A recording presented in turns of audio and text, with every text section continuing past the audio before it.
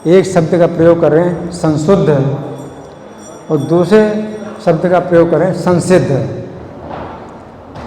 पहली पंक्ति में भगवान कह रहे हैं संशुद्ध किल्बिषः, कि पापों से संशुद्ध होता है, और फिर अनेक जन्मों में संसिद्ध होता है। तो काफ़ी एक जैसे समानता है शब्दों में। संशुद्ध और संसिद्ध है। तो भगवान ये कह रहे हैं कि अगर वो प्रयत्न पूर्वक भजन करता है तो संशुद्ध होता है, पापों से संशुद्ध है। सम का मतलब है सम्यक रूप से, और शुद्ध का मतलब है पवित्र।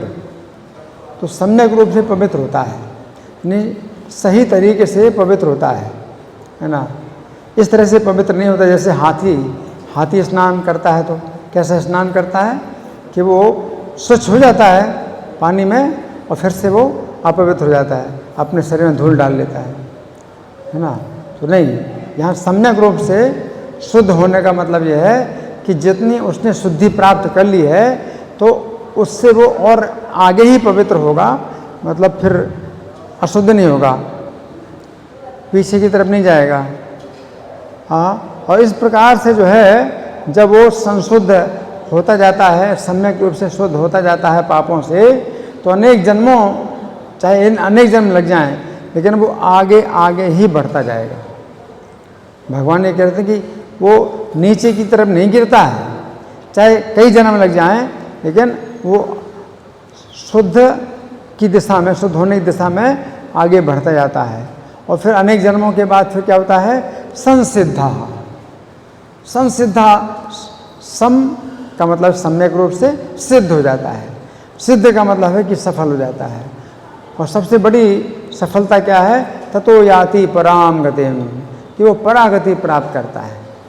तो मनुष्य के जीवन में हमें कई प्रकार की गतियाँ प्राप्त होती हैं, कई प्रकार की दुर्गतियाँ प्राप्त होती हैं।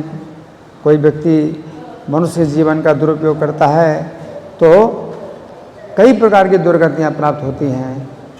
और पशु पक्षी की योनि में जन्म लेना, ये भी सब दुर्गति है ना। और कई प्रकार की सद्गतियाँ भी प्राप्त होती हैं।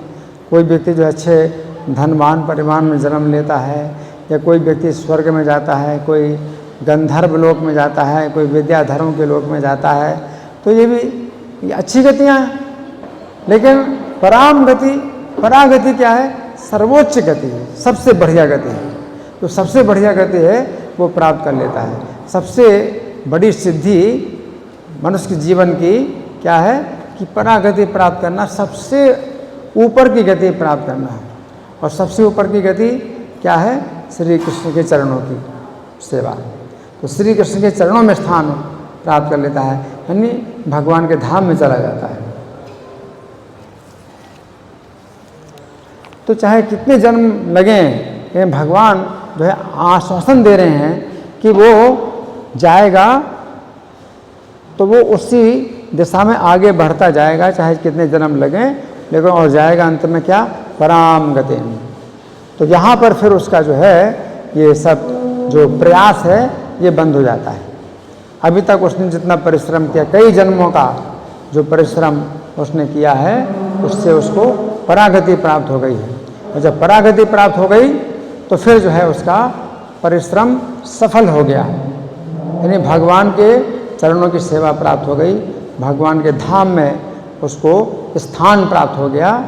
तो उसका जो है फिर पूरी सुरक्षा प्राप्त हो जाती है। अब उसको जो है कुछ करने की ज़रूरत नहीं है कि अब गिरेगा, अब गिरने की कोई संभावना नहीं।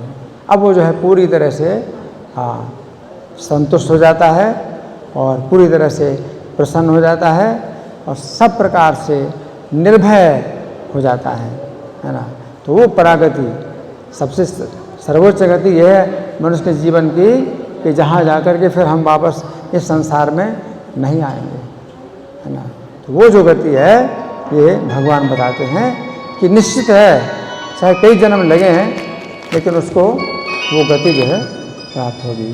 धन्यवाद। ग्रंथराज श्रीमद् भगवद गीता की जय, श्रील प्रभुपाद की जय। राधा पाशार्थी ललिता विशाखा गौर निताई, सीताराम लक्ष्मण हनुमान की जय। हरे कृष्णा।